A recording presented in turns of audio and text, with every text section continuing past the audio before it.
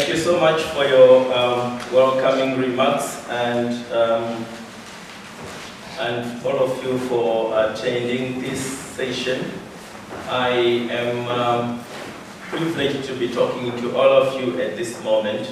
I have to talk to you as my computer reopens because it had rebooted itself. But I am sure that it will not detain you for any longer. I am privileged indeed to be here, and I would like to say upfront that this is a very great initiative that we are happy to be part of. I have heard from afar of these roundtables, and it has been my desire to be in this place to talk to you at least about something. So I would like to discuss with you about the evolution of African studies and its configurations, with particular emphasis on histories, challenges, and opportunities. So I will take, as you heard from the introduction, I will take a very interesting long historical scope with a view to trying to get us to understand where the whole issue of African studies emanate from. It is not a coincidence that I'm addressing this matter at this point, and it's not a coincidence that Bayreuth found it important to speak to issues of African studies at this juncture. At their just ended conference of 2018, the African Studies Association of the United States bemoaned the checkered history of African studies in the United States itself. They're saying, it's as if they exchanged notes. They're saying with the president of the African Studies Association of England, they were speaking almost of the same issues, particularly demonstrating one very important thing, that in fact there is, and the time is right, that we talk and reflect more deeply on where we are coming from and where we are going. So I will start my presentation. So developed in response to the changing Western imperial interests on the continent, the African studies that we know as a field of research has predominantly mirrored the evolving Western geopolitical and economic interests in Africa. Although the radical histories of the 1960s and subsequent work, including the work of Codestria and other organizations on the African continent, although they tried to deal with some colonial tropes about the continent, they did not in fact do enough. The radical nationalist historiographers were in fact, in my view, a part of the broader Western political decolonization politics associated with the receiving empires. This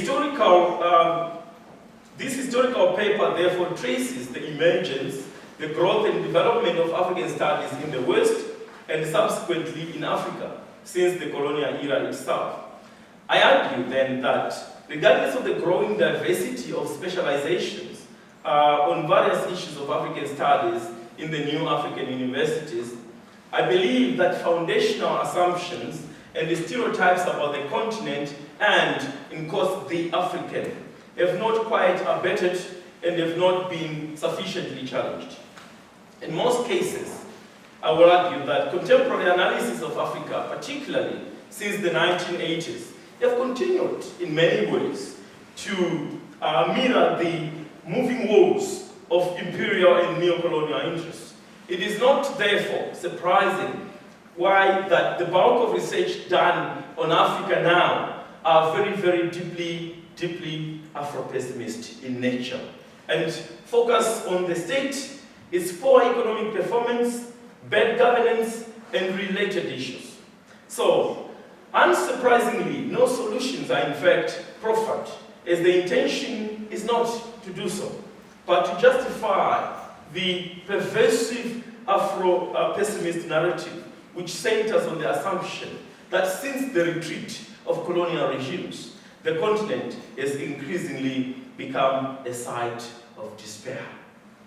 I mean, if you check through the shelves of our libraries on African studies, the majority of the writings that you will find there are very much located in a very strongly Afro-pessimist perspective.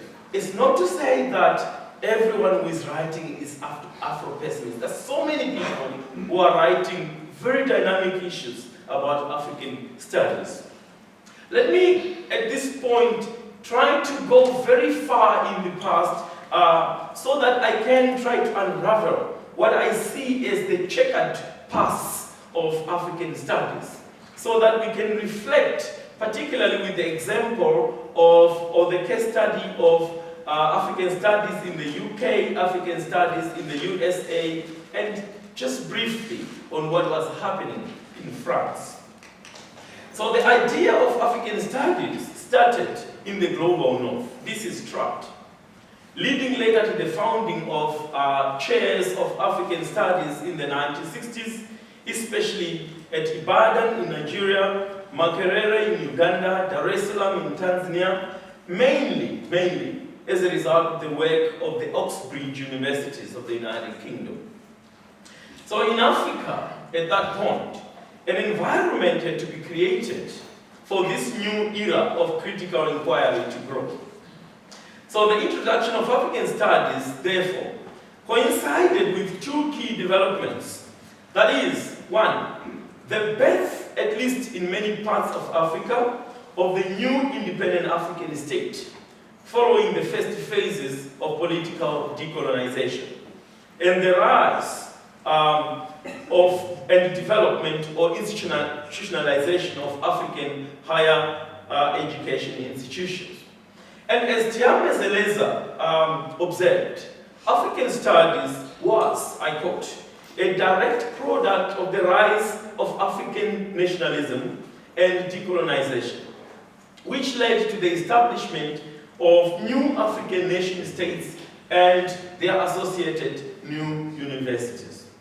However, I think that it is important to examine the earlier foundations or earlier roots of this phenomenon we call African studies. So African studies, I rather not use the word African studies in this context. I rather use the phrase studies of Africa. So studies of Africa had earlier roots in a number of Western countries, especially as a prelude to colonization, even going back to as early as the slave trade and all the way to the 19th century. And at that point, in that distant past, most of the writers were not academic experts. Earlier descriptions of Africa by missionaries, by hunters, by explorers, and other fortune seekers, particularly marred by very, very strong social Darwinist ideologies, were followed later by a corpus of work by early colonial administrators, cultural studies experts in court, including anthropologists and others who boasted years of experience among Africans. So, from the very early colony, and in every early colonial period, these staunch believers in the power of European civilization produced tons of largely descriptive accounts of what they appeared to have observed about Africa, spiced up obviously with very, very strong Eurocentric biases. This explains their perceptions of Africa as an exclusively backward place requiring to be occupied and to be civilized. So many of these accounts suggest that the main concern of the time then was to know the African. Basically, nothing other than an intelligence and information gathering exercise, like they did earlier in colonial India. So none of these early writers writing about Africa were interested in any thick descriptions and any critical evaluations or appreciation of the nature of existing African civilization and technologies that they saw on the continent. So, where they could not ignore such civilizations, in fact, they ascribed to those kinds of civilization to foreign ownership, such as, for instance, the Great Zimbabwe and other places like Mapungubwe in southern Africa and so forth. We would know, many of us, about Theodore Bent, Randall McIver, and all these kind of things, if we dared to search for that. So a systematic study of Africa, however, started almost midway into the colonial era. However, this still reflected the changing Western agenda and interest in Africa. In Britain, institutes such as the School of Oriental and African Studies, the SOAS, had long been founded in 1916 as the School of Oriental Studies, and later morphing in 1938 as the SOAS, now including African Studies. Obviously, for the purpose of strengthening Britain's economic, political, and military stranglehold on the continent and in Asia as well. So SOAS as an institution provided education to colonial administrators. It provided logistics and knowledge base to those in commerce, to missionaries, to medical personnel, to teachers, and also to colonial military officers. So the intention at this point was then to equip them with the knowledge. Knowledge of what? Knowledge of customs, knowledge of religion, knowledge of language, of law, of history, generically speaking, of the Africans and Asians, and the requisite skills to do their jobs in Africa at that particular time. So the School of Oriental and African Studies was therefore strategically configured to support British imperial interests, and its agenda slowly morphed with time due to the changing colonial interests. In addition to the work that was done by SOAS before the 1950s, was the work of what we call the Royal African Society in England, which was initially founded in 1901 as the African Society and then renamed in 1938 to the Royal African Society. The Royal African Society itself operated its own journal called African Affairs, where some of us have published and some. So African Affairs that published some academic articles, but was at that point predominantly meant for a general audience of people who had interest in African issues in general. There was also a more academic society that emerged called the International Institute of African Languages and Culture, which was founded in 1928. It was later named to the International African Institute in 1945, just after the end of World War II. And it published its own journal, which was called Africa. You would know about Africa, those who have published in some of those places. The major aim of the society was, at that point, to, I quote, coordinate the work of international scholars doing research and to relate their findings to the needs of those who were working in Africa. It therefore offered space for government, for missionaries and scholars to cooperate and share insights about Africa. As correctly observed by Reginaldo Ferreira, he argues, and I quote, between 1942 to 1948, soldiers and employees of the British Crown formed the main part of the students, who were 34% of the students at the International African Institute, and followed by diplomats and staff of the departments of colonial affairs. However, in the 1950s onwards, SOAS and other organizations received much more funds from other trusts that were connected with the government. And as a result of that, they began to train a new crop of students that included, among them, the first crop of African scholars that then went on to serve in some of the African universities. But What is missing in this narrative is also the kind of discussions about the genesis of African studies, particularly that emanate as a result of the work of a British lord who is called Lord Hailey. Lord Hailey constituted, at the behest and the funding of the British government, they constituted what they called an African Survey in 1938. This was in response to a famous address at Oxford through the Rhodes Memorial Lecture of a South African British leader there in South Africa called Jan Smuts, where in fact he challenged colleagues in his address to begin to think about how to apply the knowledge that could be obtained from Africa in the administrative, social, educational, and legal field in African colonies, and how, in quote, how they could review the extent to which modern knowledge was being applied to solve African problems.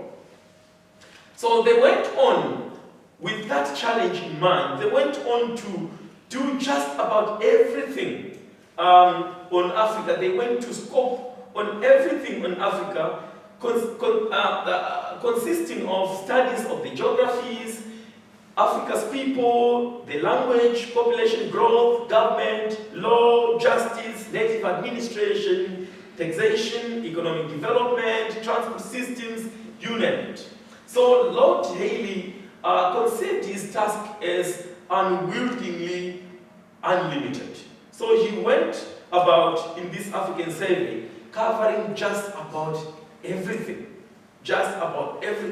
that could come across. The African survey, therefore, envisaged usable research that would be undertaken by Western scholars with the primary aim to help solve what they perceived to be key African issues. So, like previous approaches, it was located in the need to strengthen colonial control by having to think deeply about how to solve the native problem. I quote Hailey here, and I will beg your ears here. The special needs of Africa, I quote, at this stage are for a more comprehensive study of the factors which determine the nature of its development and a more scientific approach to the problem of health and material well-being to which its physical characteristics has given rise. The studies required for the solution of such problems as they can offer an unusual interest to those who undertake them. And listen to this one. Africa presents itself as a living laboratory in which the reward of study may prove to be not merely the satisfaction of an intellectual impulse, but an effective addition to the welfare of the people. A scientific approach to the question of African development demands the study of problems of a social nature, equally with those involving the application of physical sciences. The notion of multiplicity. No one question can be studied in isolation. There is a close interdependence among all essential problems of Africa. Research into the problems of African development must always have something of a character of a cooperative undertaking. I also reflect here, ladies and gentlemen, on the recommendations in relation to what Hailey saw and his group saw as the future of African studies, particularly in their 24th chapter of that book. Because it had a bearing on what I see as having happened to African studies in the 1950s and beyond. So the first one was the issue of multidisciplinary research to examine the relationship between seemingly different yet related phenomena. Hailey argued that the task of the health services is not merely to give protection against prevailing diseases. They must seek, in company with the soil chemist, for the factors in the soil which account for malnutrition, and must combine with entomologists to explore the bionomics of the insect vector of disease. Often, the solution does not even lie in the application of the processes of medical science, but in the redistribution of population in order to avoid contact with sources of infection, or in order to secure for them better means of nutrition. We can see now the notion of multiplicity and relationality.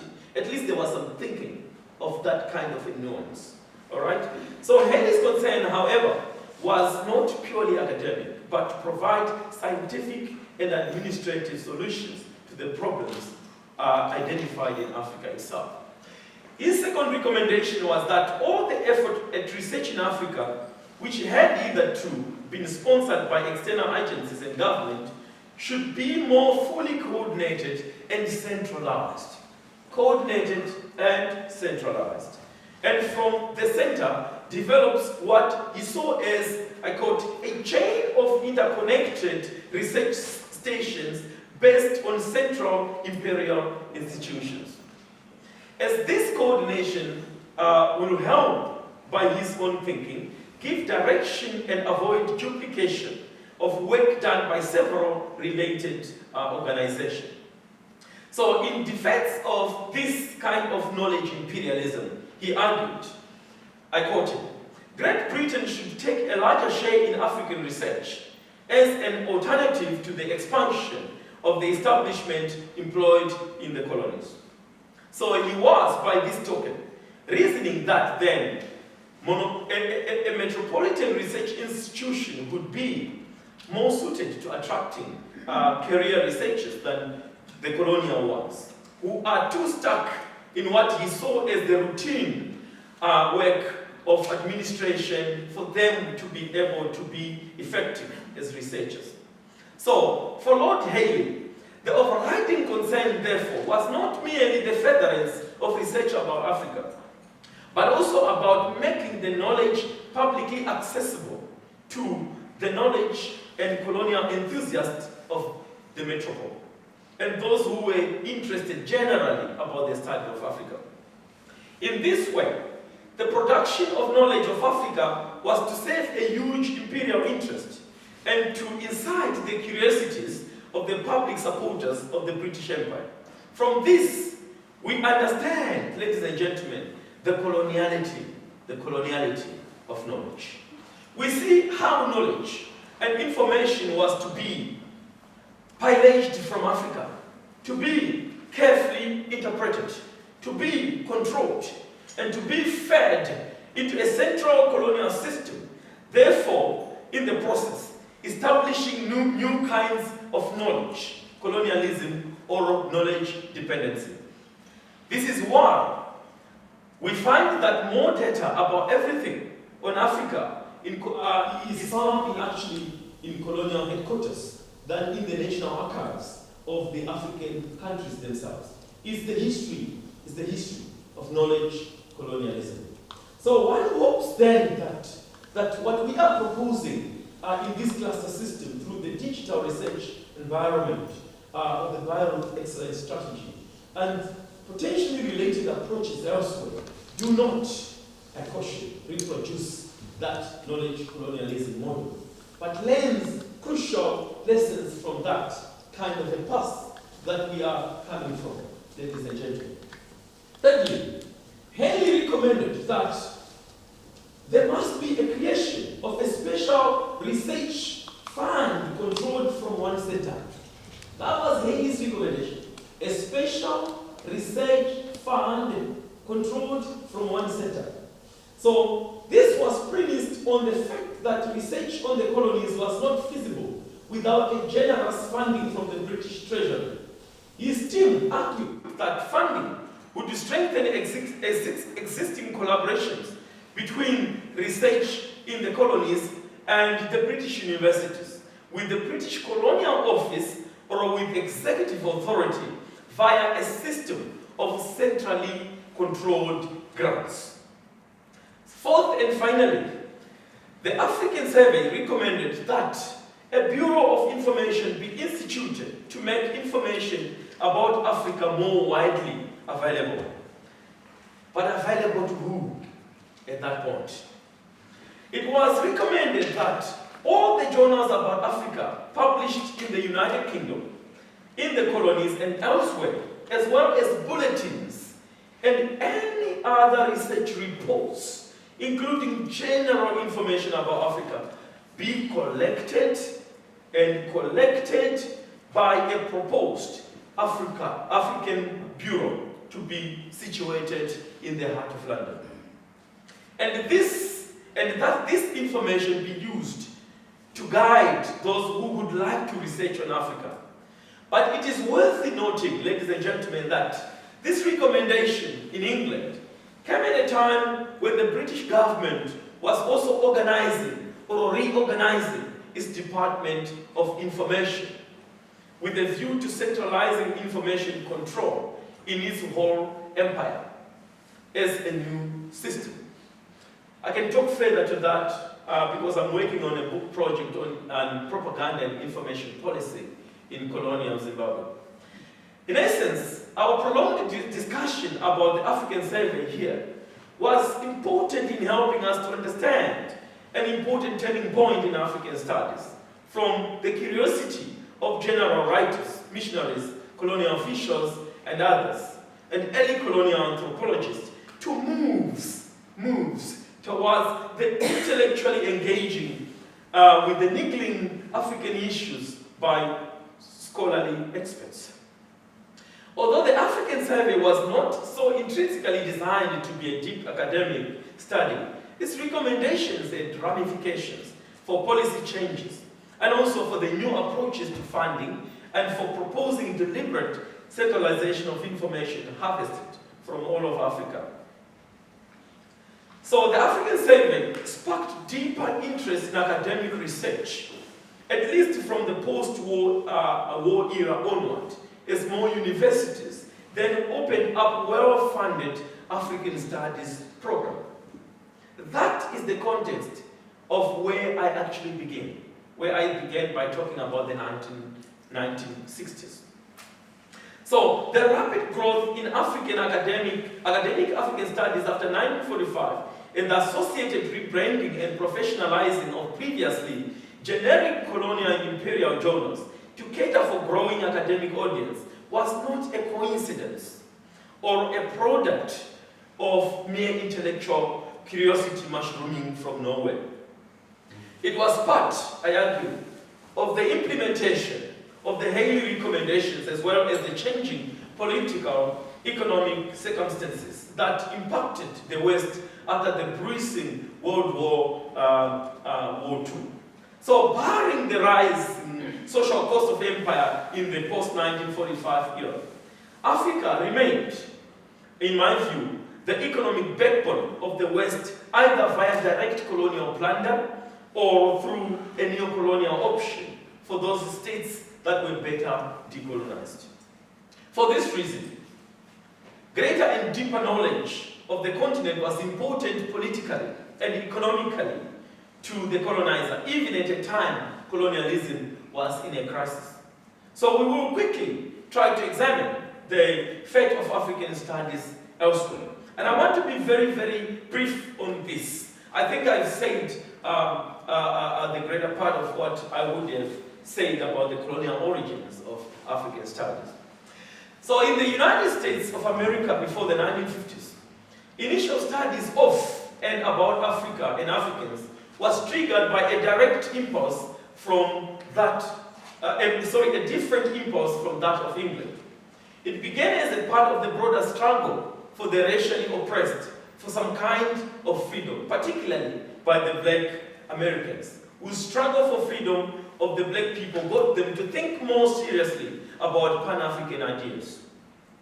And in fact, to think about building on collective emancipatory histories of the Haitian Revolution, which was a symbolic testimony of the capacity of the slaves to free themselves and to fight for a more just society.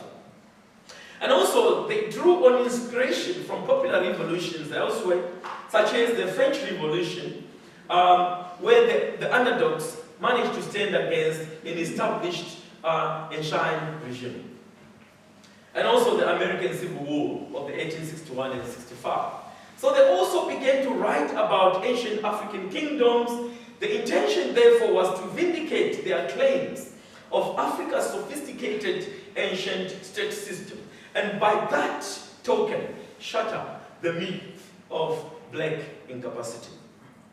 So, as pointed out by William Martin and Michael West, these scholars and general writers operated in what they termed the vindicationist tradition, which originated in attempts by black intellectuals, writers, pamphleteers, and memorialists to vindicate Africa and Africans, to defend them against their traducers in Europe and the Americans, who held calumnies about dark Africa, devoid of history and culture. So vindicationism, in brief, was a project to negate the whiting out of the African past. So it emerged in that era of the early 1900s, particularly in the newly found black universities after the American Civil War, mainly mastered by the self-trained historians, as it were. So you talk about people like Carter, Woodson, people like Du Bois, and a number of others. But when then in the post-1950s, a new group of scholars emerged, especially under the leadership of people like Melville Hescovitch, who in 1958 became the first president of and founder of the African Studies Center. That generation began to treat with absolute spite and absolute lack of respect for anything that the black Americans had tried to do in the time that they had written about African studies before them.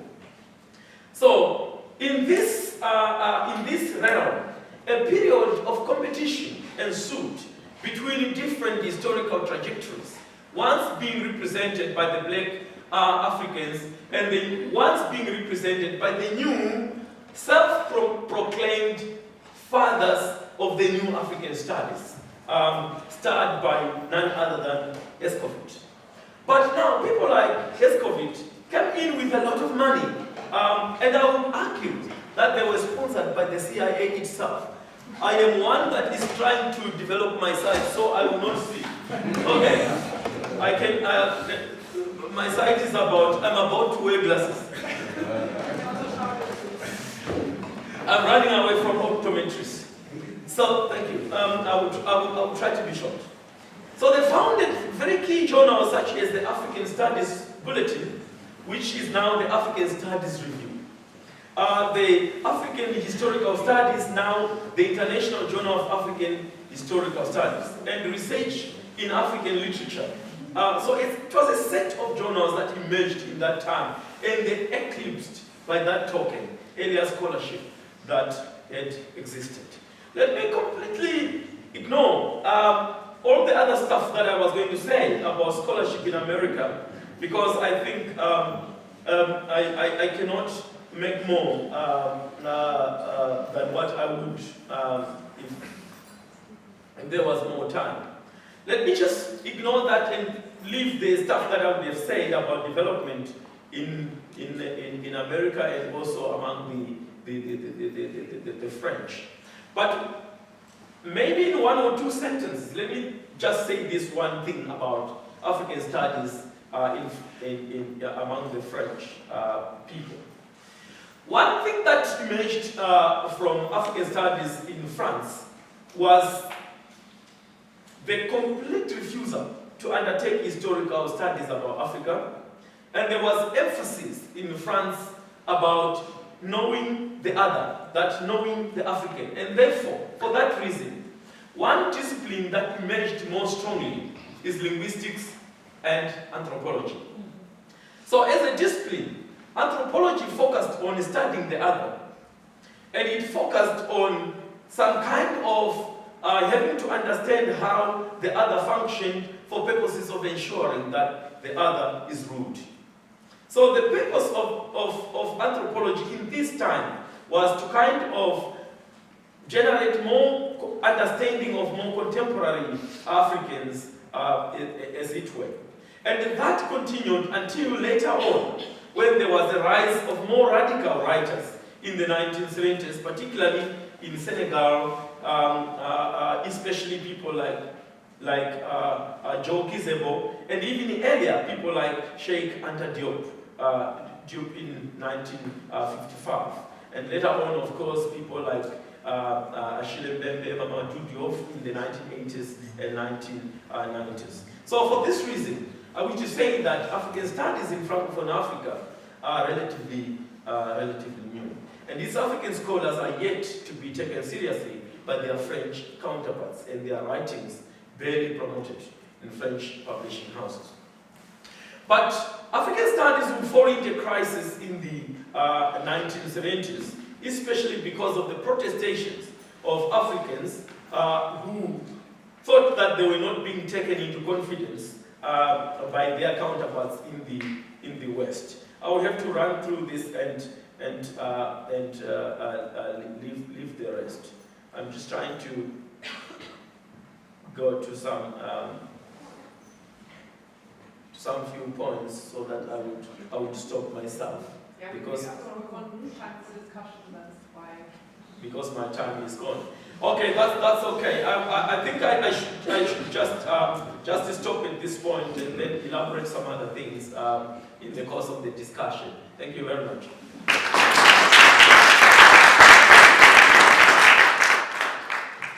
Now I would like to invite Muyiwa Falaye to comment in response to what has been said. Thanks. Thank you very much.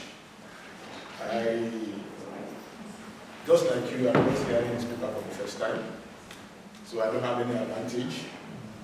And the easiest thing for me to have said here is I agree totally with this presentation and just take my seat. As you will likely find out shortly, the difference between my point of view and that of Professor Msindo is that of degree and not of kind.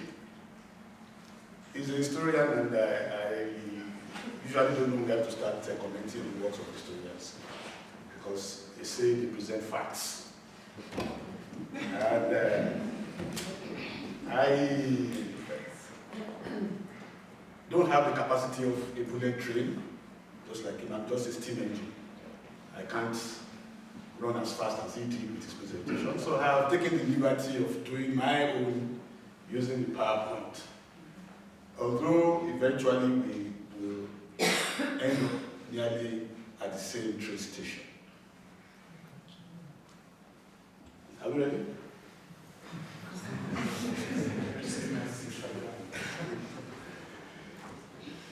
Okay. I want to be aided by the PowerPoint. It helps. Oh, you have a problem with that? Okay, well, let me quickly say something quickly. You had a great deal of admonitions and all of that. What next? Think about that. What next? How do we proceed from there? Because it's not enough to just explain all of these things. How do we make the Bayreuth model work?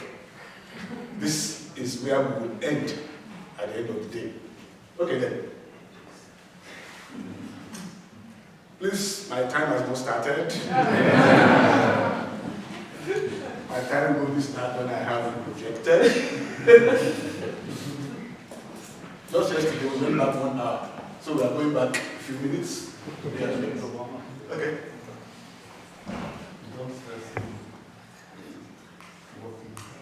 Okay, let me start. When I first saw the topic of our discussion, what Reconfiguring African Studies means for me, my initial reaction was that this was a fallacy of complex question. In the sense that we are asking what reconfiguring means. It presupposes that there is a question we have not even asked at all. And that question is, what is wrong with African studies as presently constituted? Because if you don't start from that premise, you will not know what it is you are trying to configure. So my first question is, what is presently wrong with African studies? Of course, there are things that we have assumed to be wrong. That is why we say we want to reconfigure African studies. What are those things that are wrong with African studies as presently constituted? That is the first question. The second question is, as practitioners of African studies over several years, that most of you are, that I am, one basic thing that has confronted me is shaving my head in my absence. Shaving my head in my absence. It is only in African studies that somebody's head is shaved when he's sitting right in his own house. Before you can shave my head, I ought to walk to the barber's shop. And when I get to the barber's shop, I need to tell him the kind of haircut I want. But what we've seen over the years is that our heads in Africa have been shaped in our absence. In 2005, I was privileged to have attended the first LICAS conference. And by the way, I've attended every single LICAS conference but the last one in Edinburgh. At that conference, there were only 5 participants from the continent of Africa, just 5. There were a few Africans who came from other places. And it occurred to me that will this truly be an African Studies conference without whose heads are to be shaved? Thank you. Okay. I started with this fallacy of complex question, and many of you will agree with me that indeed, before you can reconfigure, you have identified certain things that are wrong. And the question that is not asked, but implied in this other complex question, is that something is wrong with African studies as presently constituted. And until the lion learns how to write, every story will glorify the hunter. Every story we have had, most of the texts we have read have always glorified the hunter forgetting the lion himself. Now the lion wants to begin to write. And one of the advantages of this model Bayreuth has brought is that the lion now has textbooks, has a pen, and he wants to begin to write. One of the things wrong with African studies currently have been clearly depicted by these 2 guys. I'm sure you know them. Gavin Kitchen, why I left African studies, why I gave up African studies. All the points were carefully articulated by Gavin Kitchen. He was depressed, he said. And Mark Epperchit also came and said, why I love African studies. Both scholars looked at the same reality, interpreted them different ways. One ended up abandoning African studies. Convenient, easy for scholars from his own persuasion, Afro-pessimists, as my friend called them, to give up African studies. But those who are fully committed and understand the African reality and why he does what he does are likely to remain in Mark Epperchit. These are the 2 guys, Mark and Gavin, whose works, for me, have influenced a lot of my scholarship, especially the conclusions reached by Mark. If you're looking for a standard example, an archetype of Afro-pessimism, you find him here. And you will not blame him. He came into African studies with certain expectations that eventually he did not find, for reasons he gave. And one of the reasons he gave was that depression comes when you do not have what you expected that you will find. He was depressed. That is teaching. Depressed. This is where you will find, when you go into African studies with certain mindset and basic assumptions that are different from the owners of the culture itself. They become the kitchen. Reconfiguring. 5 principal things for me. 5 principal things. First, and understandably so, the role of African philosophy. I am a philosopher by training. So it's not just by accident that these are the 5 basic things. Place of African languages. Returning African studies back to Africa. Here, I commend the model of Bayreuth. I'll come back to that in a while. Understanding basic assumptions. The first and the fourth one can be subsumed, and I'll explain why as we go ahead. Then finally, African philosophy as a ground norm for African studies. One of my students who was so bold enough, who incidentally is now a colleague, classified me as belonging to the interior orientation in African studies. And I wondered what that was, interior orientation. Eventually explained to me that I'm one of those scholars who think African studies can only be done by Africans. And I asked myself, did you see that in my writings, or you just looked at me and concluded? But eventually, I understood the point he was making, that I belong to the interior orientation because I'm so emphatic that unless you understand some basic assumptions about Africans, you can never do African studies the way it should properly be done. He also decided that there is also an exterior orientation, so he said. And he said exterior orientation, it implies boundless space for theorizing Africa. Boundless space. And my question was, so I am shrinking and confining space in terms of the study of Africa? Both of us, after a strong discussion, agreed to find a midpoint. And that midpoint is balancing and transcending the traditional orientations through an adoption of digital humanities research tools for epistemic production and integration of African and global ideas for Africa's transformation. I commend this to Bayreuth. It's important that we balance both, because both orientations actually do exist. They do. Some of us still think that only Africans can do African studies. Some of us still think so. But the reality of the fact, the reality is that we need to have a boundless space. Those who think that only Africans can do African studies, we are pushed to it because of some of the work of people I will later call dubious anthropologists. We will come to that shortly. I just mentioned a while ago that African studies can only change if we have a different ground norm. Philosophers will remember Hans Kelsen was the first person who used ground norm in the sense that it became so popular in Europe and America. But for our sake here, ground norm will simply mean the first principles concerning basic assumptions about the nature of reality in Africa, which only African philosophy can provide.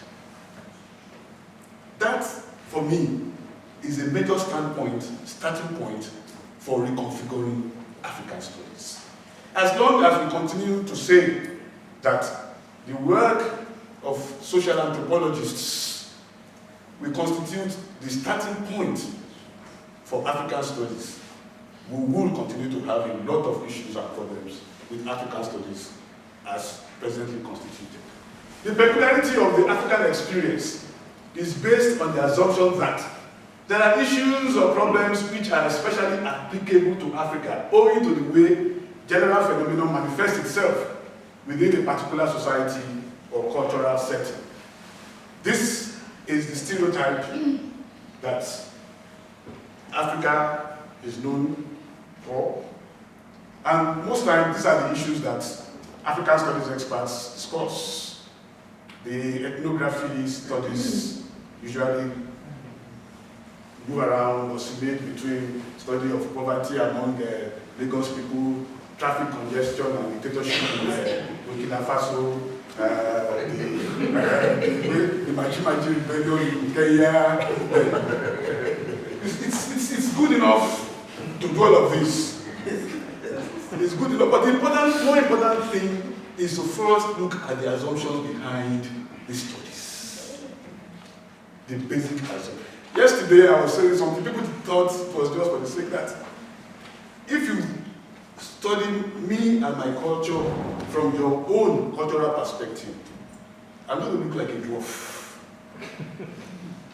But if you attempt first and foremost to understand the assumptions from which I operate from, you are likely to understand and appreciate my position.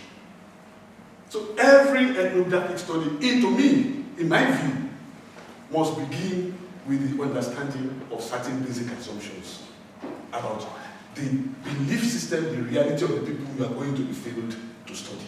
Otherwise, yeah, this is also part of the stereotypes we talk about. Now, my reflection on African studies, because I have just 10 minutes or 15 minutes, so I'm going to try. Please. Oh, I'm done. Are you saying, sorry, I was going to go just... Anne's not here, I love you, so to say. Okay, not to worry. For me, African studies is a field of complex perspectives engaged in Africa-centered interrogation of traditional principles. It tends to redefine, reinterpret Africa's fast-changing society and evolving cultures from a multidisciplinary standpoint. Nobody disputes the fact that a good study of Africa or any other area studies, whether Africa or Asia, must, at this point, be multidisciplinary. Nobody can argue about that. But again, it's the mindset that counts for a lot. One of the major problems facing African studies borders on the need to identify an intellectual or cultural mission and to understand the nature of the sort of political, social, professional, or intellectual commitment required by such mission. This is significant and important as well. I have a lot of, like people say, I have a lot of beef for social anthropology because it's, like my colleague said, the racist teleology it prefers creates some measure of, it gives us the impression that we need to create a facade between us and researchers in social anthropology. And if you visit many African universities, you hardly will find more than a very handful that teach anthropology. Because it's, for us, it was designed to study us the way monkeys are studied in the zoo, to study Africans like specimen and all of that. So we do not see social anthropology as being capable of interpreting our reality in an objective manner. Well, it's my opinion, we can debate that as we go along. I've chosen to call them social anthropology, dubious social anthropology and ethnography. Very dubious indeed. And unless of course we have some measure and understanding of philosophy, African philosophy for that matter, we might have run into a lot of problems. Yeah. Dubious experts who come to Africa for 3 weeks, take recorder in hand, go back home and become experts. It's happened, I've seen 1 or 2 people visit my university on research for 2 weeks. Then a year or 2 after, I met them at conferences in Europe, and I introduced Dr. XYZ, is an expert on Lagos affairs. This guy spent only 2 weeks here. He suddenly become an expert. It's incredible, you see. Yes, it is true that there should be boundless space for scholars to navigate all sorts of forms of area studies. But sometimes we get some of these things overplayed, exaggerated, and people claiming what they know nothing about. Well, let me leave the anthropologists alone for a while, because for me, it's a battle we'll keep fighting for another day. I must say this: the knowledge arrived at with Western principles of understanding is not knowledge of the African cultural reality, but enlightened rationalism of knowledge emancipated from the African cultural world.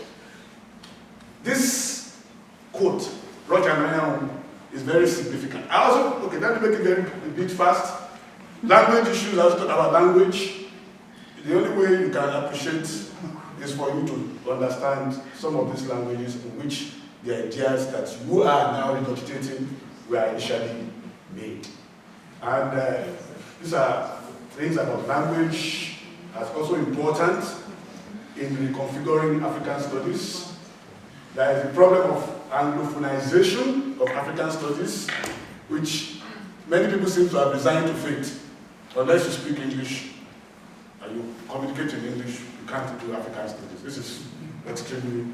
Okay, he's asking me to leave. Scholars in African studies should direct their research attention to Africans and not to great European traditions. It entails looking at the world through African eyes or through empirical data, honestly gathered on the developmental trenches in Africa. African studies need to take a leap from African philosophy and endeavor to carry out studies in Africa and allow their parameters for rationality to evolve from experiences and ideologies within African culture. Before they go, sorry.